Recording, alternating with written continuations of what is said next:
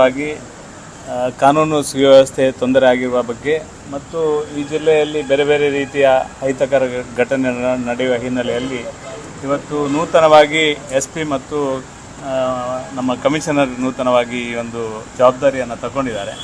ಈ ಸಂದರ್ಭದಲ್ಲಿ ಈಗ ಇರುವಂಥ ಪ್ರಸ್ತುತ ಸಂಗತಿಗಳ ಬಗ್ಗೆ ಚರ್ಚೆಯ ಜೊತೆಗೆ ಈ ಜಿಲ್ಲೆಯಲ್ಲಿ ಶಾಂತಿ ಸುವ್ಯವಸ್ಥೆಯನ್ನು ಕಾಪಾಡುವ ನಿಟ್ಟಿನಲ್ಲಿ ಏನೆಲ್ಲ ಸಹಕಾರ ಕೊಡ್ಬೋದು, ಈ ಹಿನ್ನೆಲೆಯಲ್ಲಿ ಇವತ್ತು ನಮ್ಮ ಜಿಲ್ಲೆಯ ಎಲ್ಲ ಶಾಸಕರು ಮತ್ತು ಪಾರ್ಟಿಯ ನೇತೃತ್ವದಲ್ಲಿ ಇವತ್ತು ಕಮಿಷನರ್ ಮತ್ತು SP ಅವರ ಹತ್ರ ಮಾತಾಡಿದ್ದೇವೆ.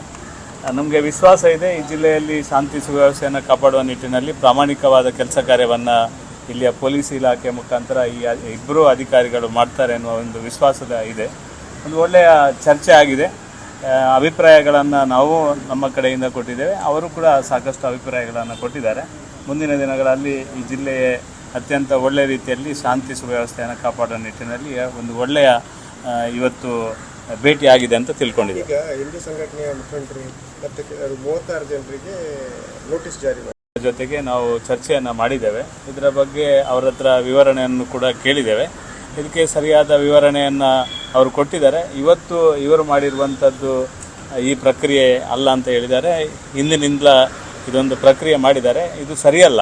ಇದು ನಮ್ಮ ಹಿಂದೂ ಮುಖಂಡರನ್ನು ಅನಾವಶ್ಯಕವಾಗಿ ಯಾವುದೇ ರೀತಿಯ ಪ್ರಕ್ರಿಯೆಯಲ್ಲಿ ಭಾಗವಹಿಸದ ಕೆಲವು ಮುಖಂಡರನ್ನು ಗಡೀಪಾರು ಮಾಡುವಂಥದ್ದು ಮತ್ತು ಅವರ ಮೇಲೆ ಕೇಸ್ ಮಾಡುವಂಥದ್ದು, ನಮ್ಮ ಹಿರಿಯರ ಮನೆಗೆ ಒಂದು ಏನೂ ಈ ಒಂದು ಸಮಸ್ಯೆಯಲ್ಲೇ ಇಲ್ಲದ ಕಾರ್ಯಕರ್ತರ ಅಥವಾ ಸಾಮಾನ್ಯ ಹಿಂದೂಗಳ ಮನೆಗೆ ಹೋಗುವಂಥದ್ದು, ಇದೆಲ್ಲ ನಿಲ್ಲಿಸಬೇಕು ಅಂತ ನಾವು ಹೇಳಿದ್ದೇವೆ.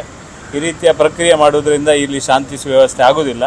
ಇವತ್ತು ಸರ್ಕಾರದ ಭಾಗವಾಗಿ ಇವತ್ತು ಈ ಜಿಲ್ಲೆಯ ಜನಪ್ರತಿನಿಧಿಗಳ ಜೊತೆಗೆ ಏನು ಯೋಚನೆ ಮಾಡಬೇಕಿತ್ತು ಸರ್ಕಾರ ಆಗಿ, ಈ ಜಿಲ್ಲೆಯ ಉಸ್ತುವಾರಿ ಸಚಿವರು ಏನು ಯೋಚನೆ ಮಾಡಬೇಕಿತ್ತು ಅದು ಮಾಡದ ಹಿನ್ನೆಲೆಯಲ್ಲಿ ಈ ರೀತಿಯ ಒಂದು ಗೊಂದಲ ನಿರ್ಮಾಣ ಆಗುವ ಬಗ್ಗೆ ನಾವು ಈಗಾಗಲೇ ನಾವು ಮಾತಾಡಿದ್ದೇವೆ. ಮೊದಲು ಜಿಲ್ಲೆಯ ಉಸ್ತುವಾರಿ ಸಚಿವರು ಅಥವಾ ಸರ್ಕಾರದ ಜವಾಬ್ದಾರಿ ಇರುವವರು ಈ ಜಿಲ್ಲೆಗೆ ಬಂದು ನಮ್ಮ ಜನಪ್ರತಿನಿಧಿಗಳ ಜೊತೆಗೆ ಒಂದು ಸಾಮಾಜಿಕ ಮುಖಂಡರ ಜೊತೆಗೆ ಮಾತಾಡುವಂಥ ಕೆಲಸ ಪ್ರಕ್ರಿಯೆಯನ್ನು ಇವತ್ತು ಮಾಡಲಿಲ್ಲ.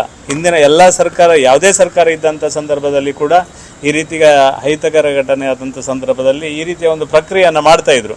ಈ ಗಳಿಗೆ ತನಕ ಈ ಒಂದು ಪ್ರಕ್ರಿಯೆಯನ್ನು ಮಾಡುವಂಥ ಕೆಲಸವನ್ನು ಮಾಡಲಿಲ್ಲ. ಇವತ್ತು ಗಡೀಪಾರು ಮಾಡುವಂಥದ್ದು, ಇನ್ನೊಂದು ನೋಟಿಸ್ ಕೊಡುವಂಥದ್ದು, ಇಂಥೆಲ್ಲ ಪ್ರಕ್ರಿಯೆ ಇದು ಸರಿಯಲ್ಲ ಅಂತ ನಮಗೆ ಅನಿಸಿದೆ. ಈಗ ನಿಲುವೇನು ನೋಡಿ, ನಾವು ಒಟ್ಟಾಗಿ ಒಂದಾಗಿ ಪರಿವಾರ ಸಂಘಟನೆ ಮತ್ತು ಭಾರತೀಯ ಜನತಾ ಪಾರ್ಟಿ ಮತ್ತು ಎಲ್ಲ ಪ್ರಮುಖರ ಒಂದು ಸಾಮೂಹಿಕ ನಿರ್ಧಾರ ತಗೊಂಡು ನಾವು ಯೋಚನೆ ಮಾಡಿ ಹೋರಾಟ ಮತ್ತೊಂದು ಮಾಡ್ತೇವೆ ಹೊರತು ಇವತ್ತೊಂದು ರೀತಿಯ ನಮ್ಮ ಜಿಲ್ಲೆಗೆ ಬಂದ ನೂತನ ಅಧಿಕಾರಿಗಳ ಹತ್ರ ನಾವು ಮಾತಾಡಿದ್ದೇವೆ. ಮುಂದೆ ನಾವು ಅವರು ಏನು ಈ ಜಿಲ್ಲೆಯಲ್ಲಿ ಕ್ರಮ ತಗೊಳ್ತಾರೆ, ಯಾವ ರೀತಿ ಶಾಂತಿ ಸುವ್ಯವಸ್ಥೆಗೆ ನಾವು ಹೇಳಿದ ಮಾತಿಗೆ ಮತ್ತು ಒಟ್ಟು ಏನು ಯೋಚನೆ ಮಾಡಿ ಕ್ರಮವನ್ನು ತಗೊಂಡು ಶಾಂತಿ ಸುವ್ಯವಸ್ಥೆಗೆ ಕ್ರಮ ತಗೊಳ್ತಾರೆ, ಅದನ್ನೆಲ್ಲ ನೋಡಿಕೊಂಡು ಮುಂದಿನ ಒಂದು ಯೋಚನೆಯನ್ನು ಮಾಡ್ತೇವೆ. ಧನ್ಯವಾದಗಳು.